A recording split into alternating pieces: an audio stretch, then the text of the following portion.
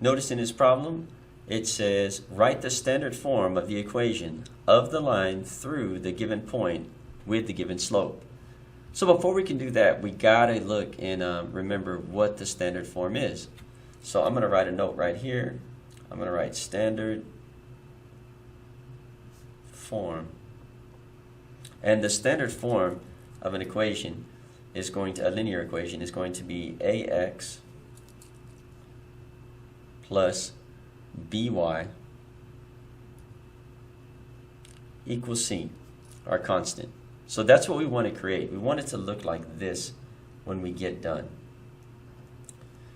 Now we're going to need a couple tools in order to do that. First of all, we're going to need to be able to use the what we call the point slope form. And the point slope form, I'm going to write that right here. Point slope form is going to be y minus y1 is equal to m times x minus x1.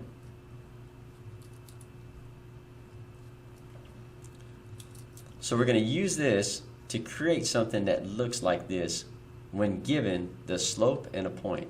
I'm going to move this down. Notice they're giving us the slope and a point. Now I'm going to write down the first problem. It says it goes through point 1, 2, and it has a slope of 7. So let me write that down real quick. So it goes through point 1, 2, and it has a slope. So I'm going to write over here m equals 7. Now I think the first thing when I'm given a problem like this, the first thing that I want to do is I want to label a few things. First of all, we should label this x value and this y value. In other words, this is x1, and this second one is going to be y1. So I have my slope, I have my x1 value, and my y1 value, right? In other words, all three of these variables that we're going to substitute in just a moment. Now what we should do from here is we're going to go ahead and I would say rewrite this equation real quick.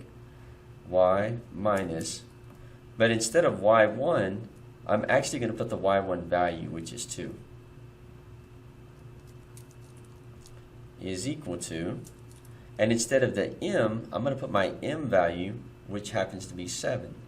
And notice I'm just circling them as I put them in place. That helps me make sure that I used all the values. And I'm going to bring down my x minus my x1, and my x1 value happens to be positive 1 in this case. Always put your values in parentheses if you're substituting for a variable. Because if one of these were to have a negative inside, we'll have a sign change when we distribute the negative sign. So you do want to make sure that you always put them in parentheses. Close parentheses. So now you can see I've rewritten the point slope form with the values that they gave me, right? Using the ordered pair values of 1 and 2 for x1 and y1, and using my slope. Now at this point we're going to do some distributive property, and so I'm also going to put a note here and say this is really step 1 of you solving this particular problem. You want to put it in point slope form and then go ahead and start doing your math to solve for y. Now when I say distribute, I mean multiply. Remember there is an invisible 1 that's in front of this parenthesis, so really this is being, negative 1 is being multiplied to positive 2. And if you weren't sure about sign changes, you could always say, okay, negative 1 times positive 2, check in your calculator, and you would see, oh, that's just going to give me negative 2. So I'm going to go ahead and rewrite this. Once I do the math here, it now becomes y minus 2 is equal to, over here, we do have a sign change going on. We have this negative sign, and in certain situations, you could get mixed up on this if you don't distribute this negative before you try to multiply the number over to it. So what I'm going to do is go ahead and distribute that, and we're going to rewrite it. So let me bring down my 7. Notice I dropped the parentheses on the slope. You can always drop the parentheses on the slope for this particular variable, and it won't affect anything. But don't do that for the others. Keep the parentheses on the others until you do the math. So I'm going to write x, and when I distribute a negative 1 times positive 1, just makes it minus 1. Now I'm almost done. The next thing I want to do is distribute this 7 to both terms that are inside of these parentheses, because it's outside of the parentheses, which means it's supposed to multiply to each one of those terms. So I'm going to take 7 and multiply it to x. And just to show you what I mean, I'm actually taking 7 and saying, okay, 7 times x, which just gives me 7x. Then I'm going to take that 7 and I'm going to multiply it to this -1 right here. So 7 times -1. If you weren't sure what that was, I wasn't sure about the sign, you could just type it in the calculator, right?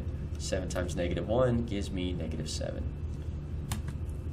So this becomes -7. I'm going to bring down my equal sign, and I'm going to bring down this y minus 2. We haven't done anything to it this round, right? We just distributed, and that was it. Now what I want to do is I want to move this 2 over to the right side of the equation, right? Because we want to get y by itself. So I'm going to go ahead. That's subtracting 2, so I'm going to do inverse operations, which is the opposite operation. So instead of subtracting 2, I'm going to add 2. That makes this cancel out and become 0. And to keep it balanced, I also have to add 2 to the right side. So I'm going to get my calculator, and I'll do 7, -7, whereas you have to keep the sign that's in front of the number with it, and then I'll add the 2. So -7 plus 2. Notice that gives me -5, so I'm going to move this up a little bit. This has now become -5. I'm then going to bring down the 7x in front of it.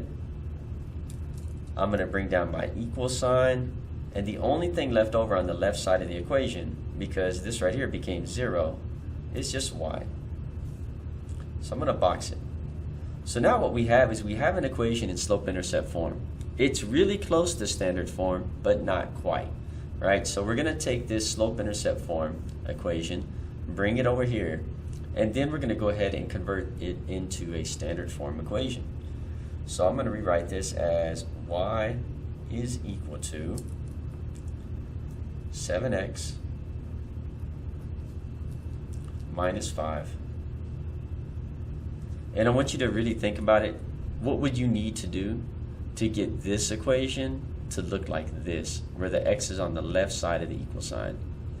And I'm hoping you're thinking, well, you know what? All we got to do really is just move the 7x to the left side. And if that's what you thought, that is correct.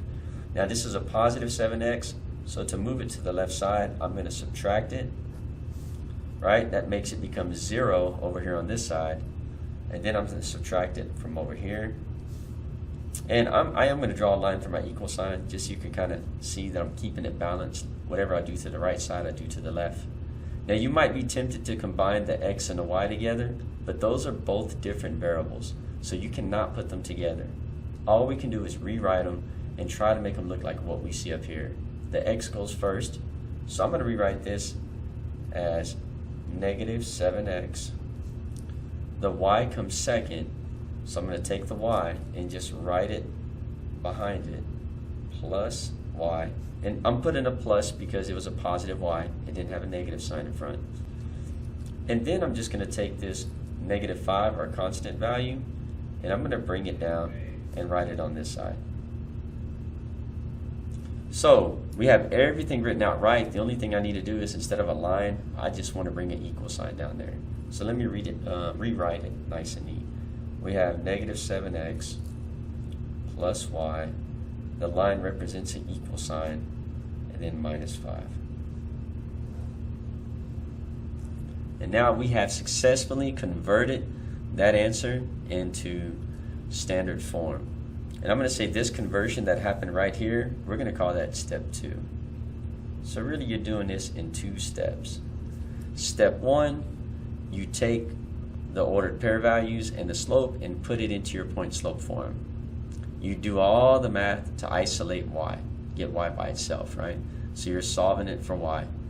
Once you get this answer, you're then going to go ahead and use it and move whatever value you have in front of x, which represents a slope, and the x variable, you're going to move that term over to the left, which is all I did here, right? I took the 7x, moved it over to the left.